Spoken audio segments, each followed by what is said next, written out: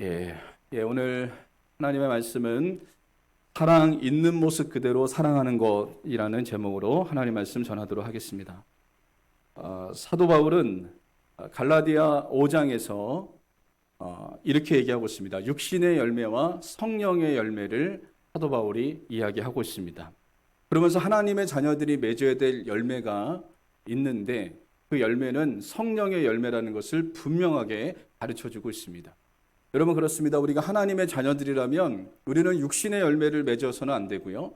성령의 열매를 맺는 하나님의 사람들이 되시기를 주님의 이름으로 간절히 소망합니다. 우리가 읽은 이 본문의 말씀은 성령의 9가지 열매를 우리가 기록하고 있는데요. 이 성령의 9가지 열매를 말할 때 우리가 조심해야 될 것이 있습니다. 어떤 열매만 중요하고 어떤 열매는 중요하지 않다 이렇게 생각해서는 안 되고요. 성령의 9가지 열매 모두가 다 중요합니다. 모두가 다 중요하고 이것은 하나님께서 성령을 통해서 맺게 하는 열매라는 것을 우리에게 분명히 말씀해 주고 있습니다. 또한 여러분 성령의 9가지 열매는 복수로 쓰여져 있지 않고 단수로 이렇게 쓰여져 있는데 각자 이게 개별적인 것 같지만 한 성령에 의해서 열매가 맺히기 때문에 하나로 이렇게 다 연결되어져 있는 열매다라고 말을 할 수가 있겠습니다. 오늘 우리는 성령의 9가지 열매 중에 첫 번째 열매인 사랑에 관해서 우리가 좀 살펴보기 원하는데요. 사랑에는 4가지 종류가 여러분 있습니다.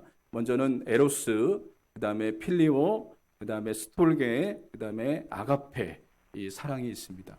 사랑에는 이 4가지가 있는데 에로스의 사랑은 남녀 간의 사랑을 이야기하고요. 필리오의 사랑은 친구 간의 사랑을 이야기합니다. 이 스톨게의 사랑은 가족 간의 사랑을 이야기하고 아가페의 사랑은 하나님의 사랑을 여러분 이야기합니다. 오늘 본문에서 얘기하는 이 사랑은 무슨 사랑이냐? 아가페 사랑을 이야기합니다.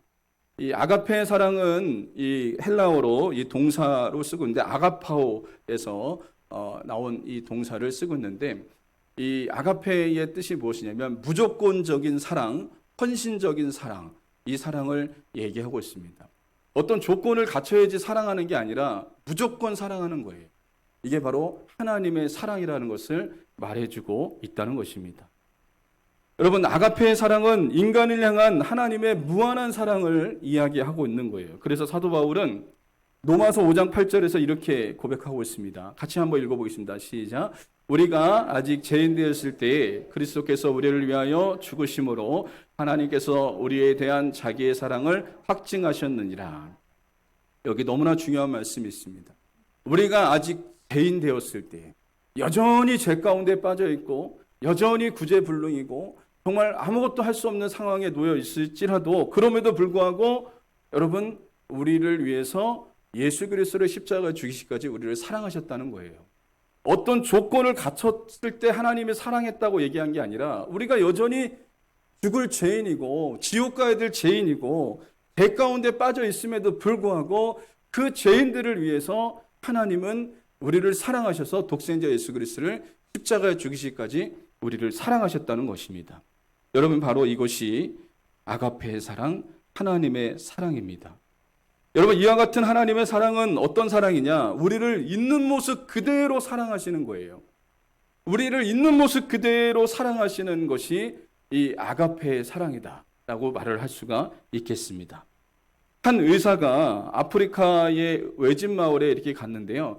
한 부족의 결혼 풍습을 그가 보게 됐습니다. 그가 의료봉사를 하기 위해서 아프리카에 이렇게 갔는데 거기서 추장 아들을 만났습니다. 추장 아들은 추장 아들인데 그 외국에 가서 유학을 하고 오고요. 선진 그 축산업을 배워서 온 이 사람이었어요. 엘리트죠.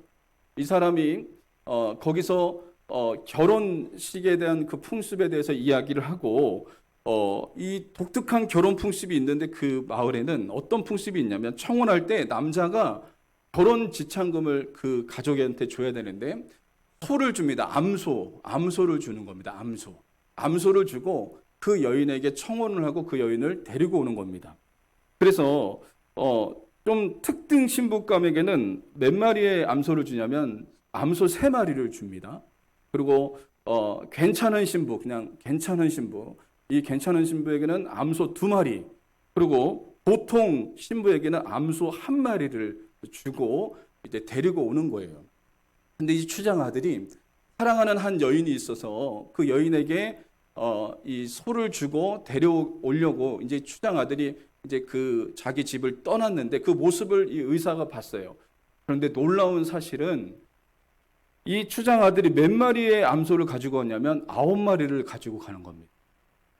9마리를 가지고 가니까 이 동네가 난리가 난 거죠. 도대체 9마리의 소를 받고 결혼할 그 여인은 누굴지 너무나 궁금했어요. 이 추장 아들이 이렇게 지나가는데 그 동네에 바나나 농장 주인의 집을 그냥 지나쳐가요. 그리고 마을의 여선생님의 집도 그냥 지나쳐갑니다. 그렇게 한참을 가더니 한 허름한 집 앞에 이 추장 아들이 멈춰 섭니다. 그리고 그 집에 노인의 딸에게 청혼을 하는데 그 노인의 딸이 나오는데요. 너무나 초라한 거예요. 꽉 말라 있습니다.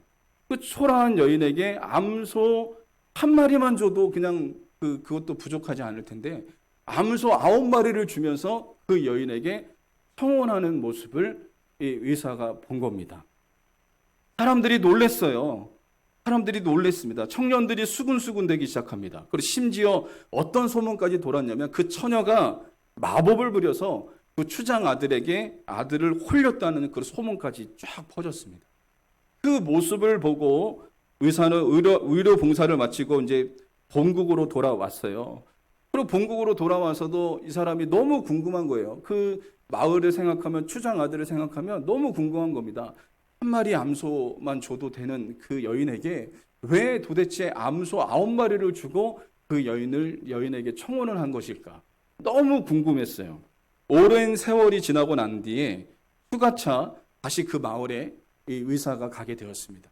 이 마을에 갔는데 그 추장 아들을 다시 만났어요. 이 추장 아들이 저녁 식사를 이렇게 초대해서 그 집에 이제 가게 됐거든요. 그래서 의사가 너무 궁금했어요. 그때 몇 년 전에 있었던 일, 오래전에 있었던 일, 이게 너무 궁금해서 이 추장 아들한테 질문한 겁니다. 아니, 그때 도대체 암소 한 마리만 줘도 되는 그 여인에게 왜 암소 9마리를 건넸냐고 이렇게 얘기를 하면서 궁금한 것을 질문했어요. 그랬더니 이 추장 아들이 그냥 웃기만 하는 거예요. 근데 웃고 있는데 그 추장의 아내로 보이는 한 여인이 나타났는데 너무나 흑인인데 너무 아름다운 거예요. 너무 아름답고 영어도 잘하고 차를 가지고 이제 들어온 겁니다. 근데 그 의사의 마음속에 이런 마음이 드는 겁니다. 아, 그때 그 말라깽이 처녀 말고 다른 아내를 이 사람이 맞이했구나. 아, 저 정도는 돼야지 이 추장하고 좀 레벨이 맞지. 이런 생각을 속으로 품고 있었어요. 근데 이 추장 아들이 이렇게 얘기하는 겁니다. 선생님, 이 사람이 제가 그때 청혼했던 그 여인입니다. 이렇게 얘기를 하는 거예요. 그러니까 의사가 너무 놀랐습니다.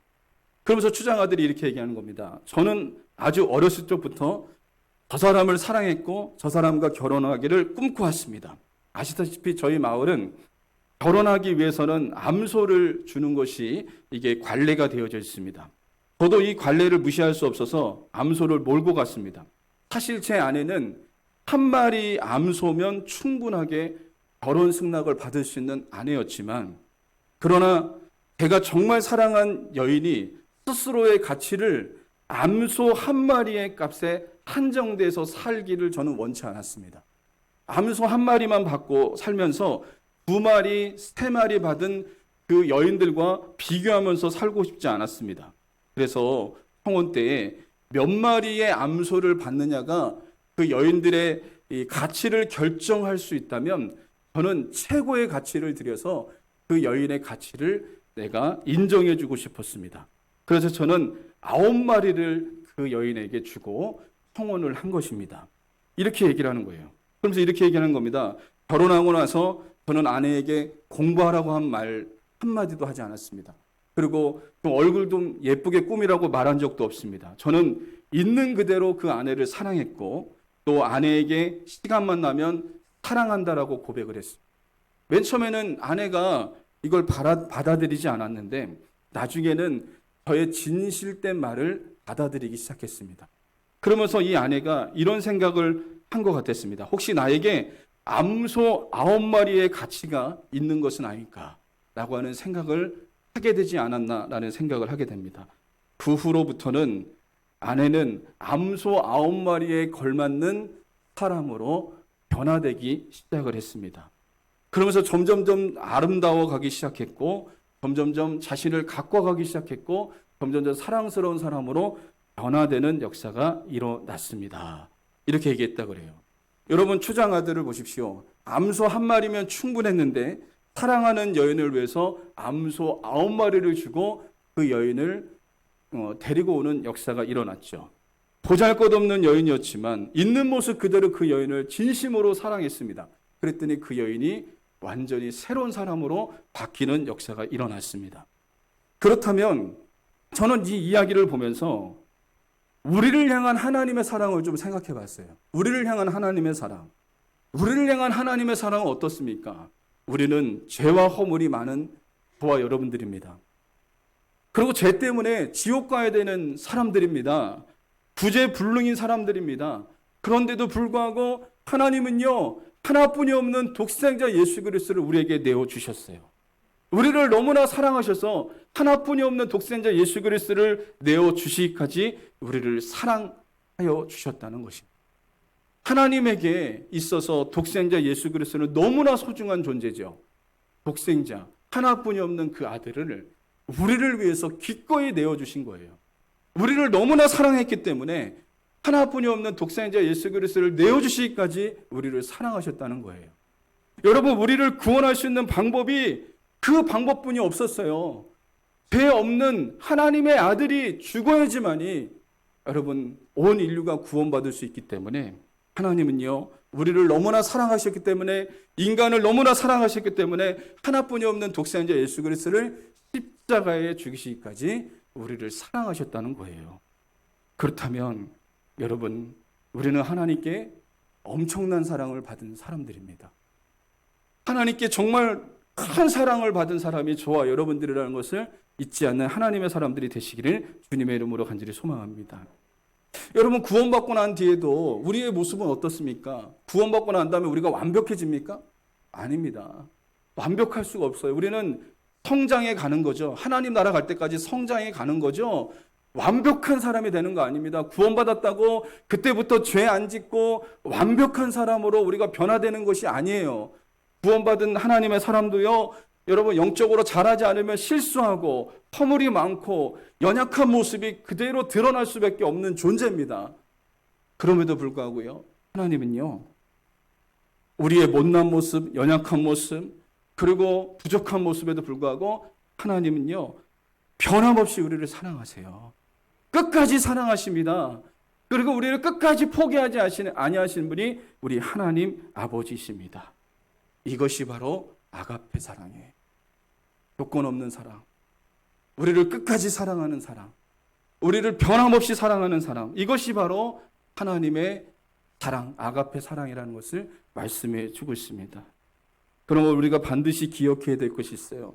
우리는 하나님께 아가페 사랑을 받은 사람들입니다.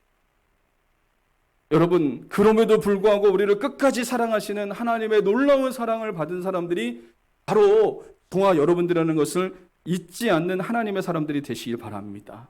이 아가페 사랑은 있는 모습 그대로 사랑하는 사랑, 끝까지 사랑하는 사랑, 그 사랑이 바로 아가페 사랑입니다.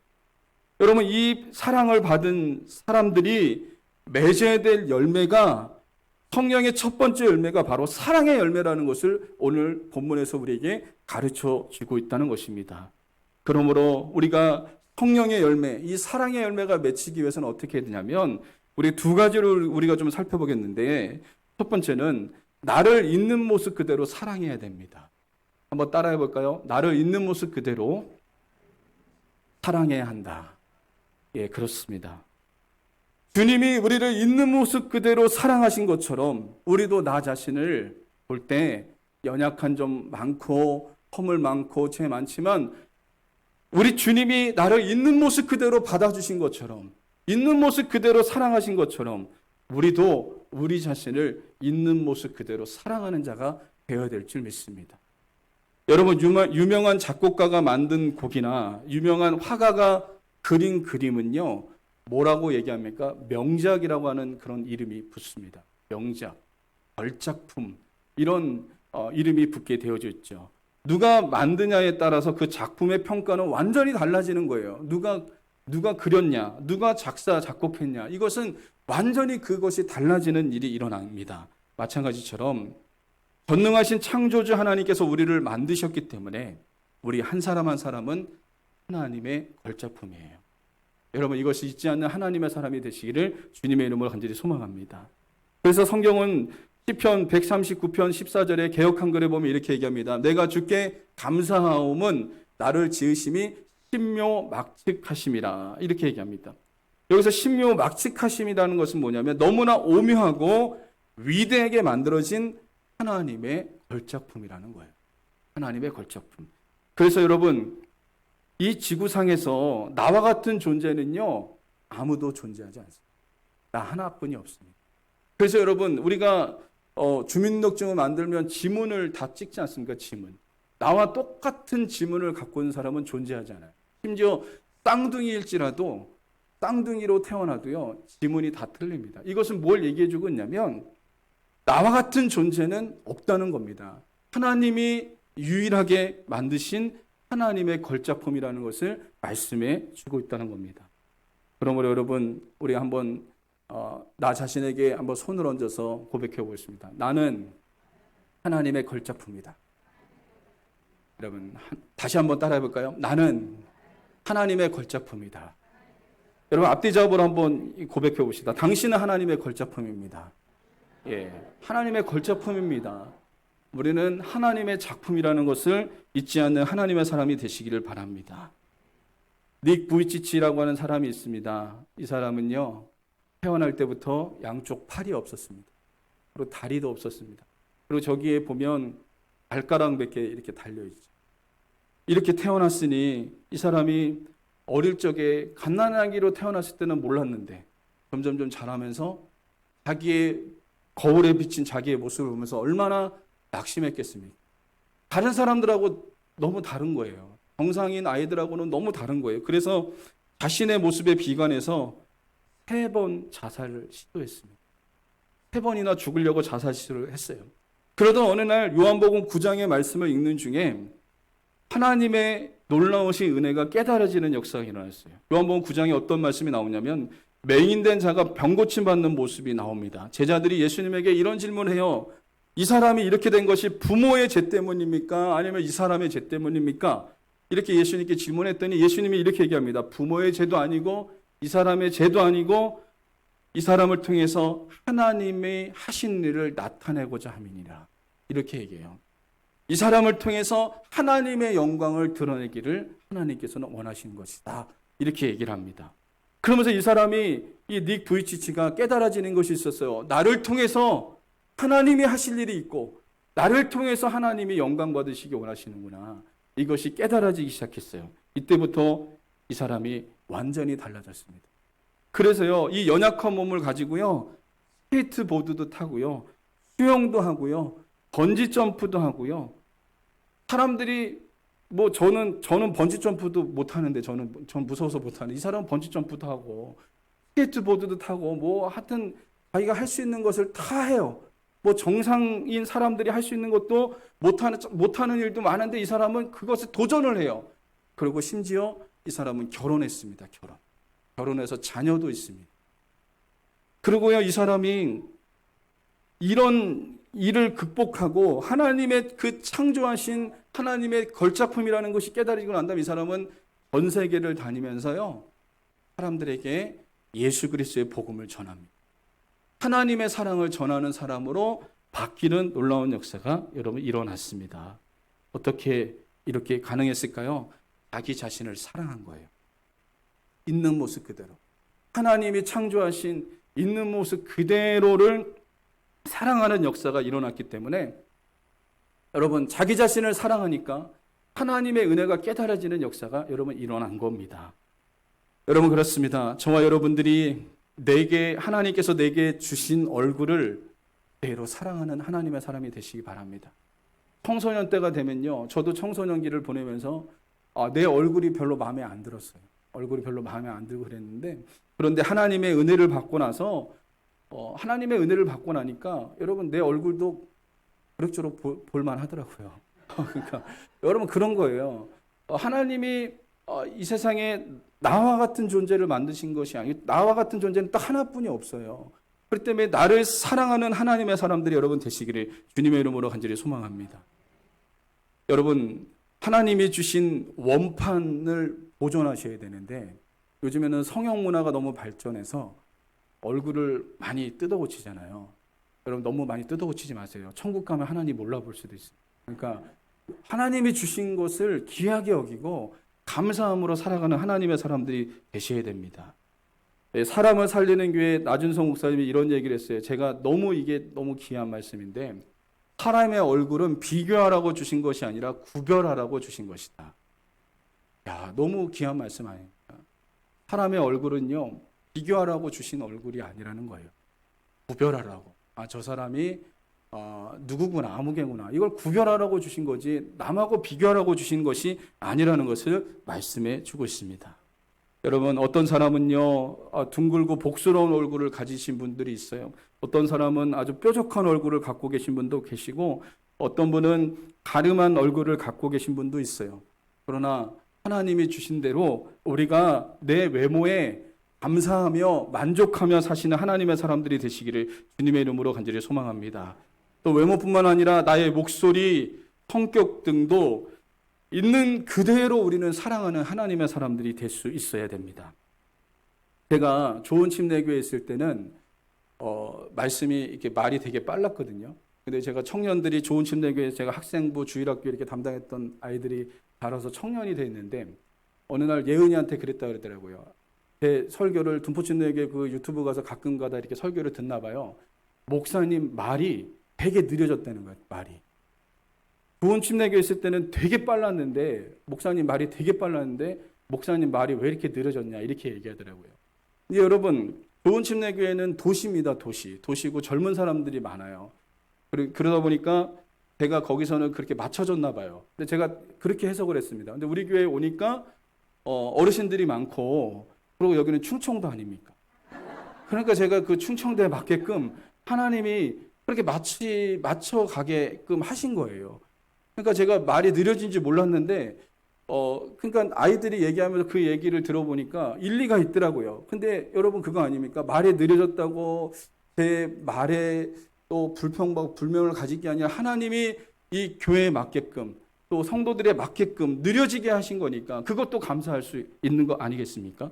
그러므로 여러분 하나님이 나에게 주신 것들에 대해서 진심으로 사랑하고 그것을 받아들이는 하나님의 사람들이 되시기를 주님의 이름으로 간절히 소망합니다. 내게 주신 성격도 마찬가지예요. 제가 제 성격이 되게 내성적이거든요. 그래서 성격에 대해서 되게 불만이 많았는데 그래서 책도 많이 사봤습니다. 성격에 대한 책, 이 책, 저 책을 막 사서 봤는데요. 이 세상에 외향적인 사람만 있는 거 아닙니다. 그 책에 보니까 다 그렇게 얘기해요. 외향적인 사람만 존재하는 게 아니고요. 내향적인 사람도 존재합니다. 외향적인 사람만 존재한다고 생각해 보십시오. 여러분 시끄럽습니다. 시끄러워요. 여러분 그렇지 않겠습니까? 내향적인 사람도 있어야지 그 외향적인 사람의 말도 들어주죠.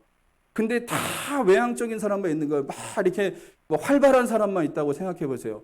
서로 자기 말만 할 수도 있잖아요. 그러니까 내향적인 사람이 있기 때문에 외향적인 사람들의 말도 들어줄 수 있는 거고 그리고 제 성격이 내향적이기 때문에 내성적인 사람들이 섬세해요. 섬세하고요. 그래서 남의 말을 잘 듣고 그리고 생각이 많기 때문에 하나님의 말씀에 붙잡히며 되면 말씀 묵상도 잘 할 수 있습니다. 그리고 여러분 외향적인 성격들은 얼마나 좋습니까? 사람들하고 사귐성이 좋고 그러니까 어떤 성격이 좋다 나쁘다 말할 수가 없어요. 하나님이 내게 주신 성격 그대로 좋은 성격이라는 것을 잊지 마시기를 바랍니다. 여러분에게 외향적인 성격을 하나님이 주셨다면 하나님이 여러분에게 맞게 주신 거예요. 그럼 내향적인 성격을 주셨다면 하나님이 우리에게 맞게 주신 겁니다. 성격도 하나님이 우리에게 맞게 주셨다는 걸 잊지 마시고 그것을 사랑하는 하나님의 사람들이 되시기를 주님의 이름으로 간절히 소망합니다. 사도 바울은 이렇게 고백했어요. 고린도전서 15장 10절에 같이 읽어보겠습니다. 시작. 그러나 내가 나 된 것은 하나님의 은혜로 된 것이니. 사도 바울의 고백입니다. 사도 바울의 이 고백은 현재 자신의 모습은 하나님의 은혜다. 여기까지 온 것 하나님의 은혜다. 이렇게 지금 사도 바울이 고백하고 있는 겁니다.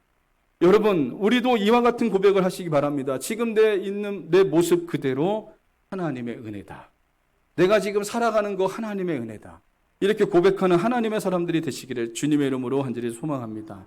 그래서 먼저 여러분 자신을 사랑하셔야 됩니다. 나 자신을 사랑하는 하나님의 사람이 되어야 돼요. 하나님이 우리를 위해서, 우리 한 사람을 위해서 예수님을 십자가에 못 박히기까지 우리를 사랑하셨잖아요. 여러분, 나를 사랑하는 것이 왜 중요하냐면 레위기 19장 18절에 이렇게 얘기합니다. 같이 읽어보겠습니다. 시작. 내 이웃 사랑하기를 내 자신과 같이 하라. 여기 제가 빨간 글씨로 이렇게 했는데, 나를 사랑하는 사람이 이웃을 사랑하는 자가 되는 겁니다. 출발점이 어딨냐면 나를 사랑하지 못하면 이웃을 사랑할 수가 없어요. 이웃을 사랑할 수 없는 이유가 뭐냐면 나를 사랑하지 못하는데 어떻게 이웃을 사랑할 수 있겠습니까? 출발점이 나부터 사랑하는 자가 되어야 됩니다. 나를 귀하게 여기고 나를 존귀하게 여기고 나를 있는 모습 그대로 받아들이고 하나님이 나를 사랑한 것처럼 나를 사랑하는 자가 될 때 이웃도 사랑하는 자가 될 수 있다는 것을 말씀해 주고 있어요. 그러므로 저와 여러분들이 나를 사랑하는 하나님의 사람이 되시기 바랍니다. 하나님이 나를 사랑하신 것처럼 나를 사랑하는 하나님의 사람들이 여러분 될 수 있기를 주님의 이름으로 간절히 소망합니다. 두 번째는 다른 사람을 있는 모습 그대로 사랑해야 됩니다. 여러분, 부부가 남남이었던 사람이 한 몸을 이룬 거 아닙니까? 만약에 28살에 결혼했다면 28년 동안 그냥 남남으로 살다가 같은 가정이 아니잖아요. 다른 가정에서 살다가 그런 가정의 배경이 다 다르고 다른 환경도 다르고 그런 사람들이 서로 결혼해서 하나가 됐다고 한번 생각해 보세요. 여러분, 맞추기 쉽겠어요? 세월이 흘러야 되는 거죠. 서로 사랑해야지 하나가 되는 역사가 여러분 일어날 수 있는 것입니다. 얼마 전에 이 동상이몽에 박군 한영 부부가 출연하는 것을 봤거든요. 여러분이 혹시 보셨는지 모르겠지만 이 남편 박군이라고 하는 사람은 특전사 출신이에요. 이 군인 출신이기 때문에 생활이 반듯해요. 새벽에 뭐 6시에 일어나서 항상 운동하고 그리고 잠자리 일어나면요 칼같이 그 이불도 개놓고 막 이런 생활을 하는 사람입니다. 그런데 아내 되는 한영이라고 하는 사람이 이 사람보다 더 깔끔한 사람이에요. 더 깔끔한 사람이더라고요. TV를 보다 보니까 이 한영이라고 하는 이 아내는 홈쇼핑 호스트인데 이게 홈쇼핑에서 물건 이렇게 팔도록 이렇게 인도하는 사람인데 새벽 3시에 이렇게 출근했어요. 그리고 아침 9시에 들어오면 이 남편, 이 박군 이 남편이 아내를 위해서 음식을 준비하는 거예요. 요리를 되게 잘하더라고요. 요리를 되게 맛있게 정갈스럽게 만들어 놨는데 근데 문제는 뭐냐면 주방이 완전히 엉망이 된 겁니다. 주방에 막 이것저것 꺼내느라고 주방이 엉망이 돼 있는 거예요. 근데 아내가 너무 감동을 받아서 이걸 맛있게 먹어요. 맛있게 먹고 난 다음에 정신 차리고 보니까 주방이 완전히 개판이 된 겁니다. 그러니까 이게 맛있게 먹다가 한마디 하는 거예요. 다음부터는 요리하다가 좀 정리하면서 좀 요리하면 안 될까? 이렇게 얘기를 하더라고요. 그러니까 이제 그 박군이 알았다고 이렇게 받아들이고 그 다음에 난 다음에 대청소가 시작이 됐어요. 매일매일 대청소를 하는데요.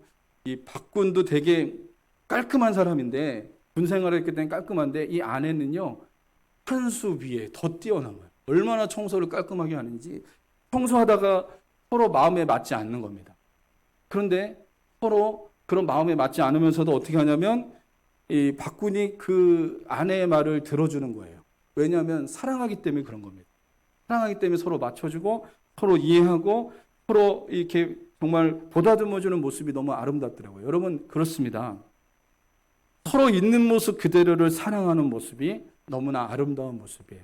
여러분 부부간에 서로 다르지만 있는 모습 그대로를 좀 인정하시기를 바랍니다.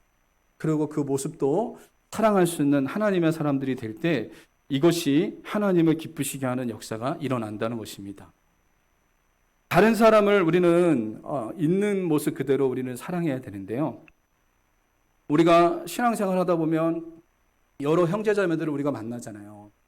성격도 다르고 취향도 다르고 음식 먹는 것도 다르고 서로 다 다르지만 그 사람들의 다른 것을 인정하는 하나님의 사람들이 여러분 될 수 있어야 됩니다.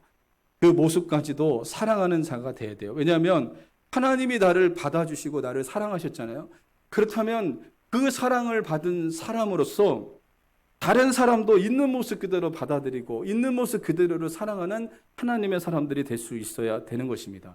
어떻게 나랑 똑같겠습니까? 어떻게 나랑 생각하는 것이 똑같고 나랑 정말 말하는 것도 똑같고 나랑 성격도 똑같을 수 있겠어요? 맞는 사람 얼마나 많겠습니까?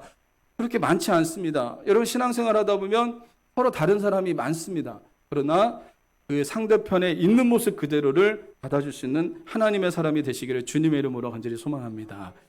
제가 이삭의 집에 있을 때에 한 선생님이 있었어요. 남자 선생님이. 거기 수련회를 가면 5박 6일을 갔습니다. 그때 5박 6일 월요일부터 가서 토요일까지 수련회 하고 이렇게 왔는데요.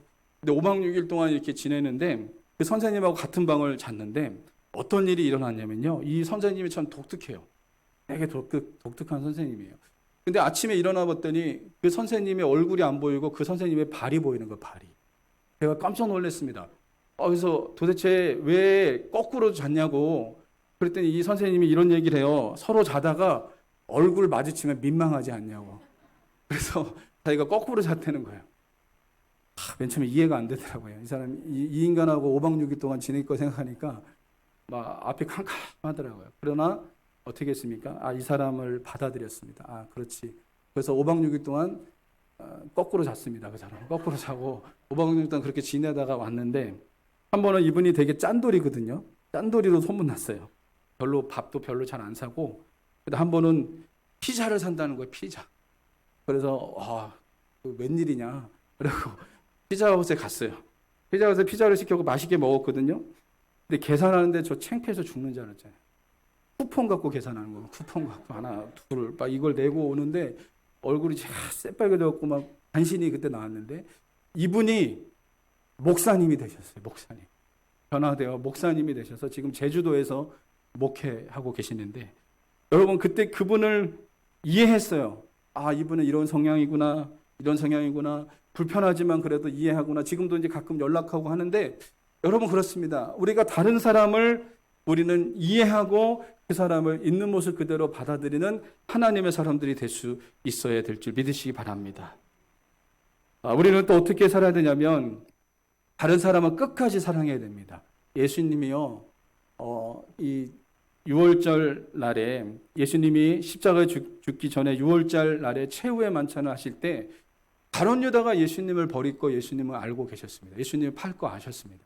근데 예수님이 수건을 허리에다 두르시고 세족식을 하셨는데 예수님이 어떻게 하셨습니까? 가룟 유다 제껴두고 이 세족식 하지 않았어요. 거기 성경에 보면 요한복음에 보면 자기 사람을 사랑하시되 끝까지 사랑하셨다. 이렇게 예수님이 말씀하시거든요. 주님은 차별 대우하지 않았습니다. 가룟 유다가 예수님 버릴 거 알고 있었습니다. 그럼에도 불구하고 예수님은요. 그 사람 제껴두고 발 닦아주지 않으셨어요. 가룟 유다도 끝까지 사랑하셨어요.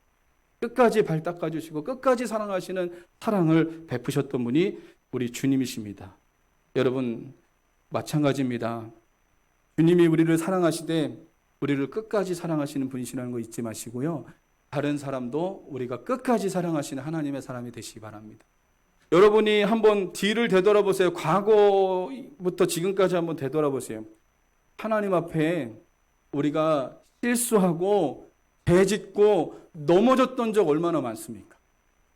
실수하고 죄짓고 넘어졌던 적 정말 수준 미달인 행동을 할 때가 얼마나 많았습니까? 그런데 하나님의 사랑은 놀랍습니다. 우리가 잘못했다고 하면요. 하나님은 용서. 잘못했다고 회개하면요. 또다시 은혜 주세요.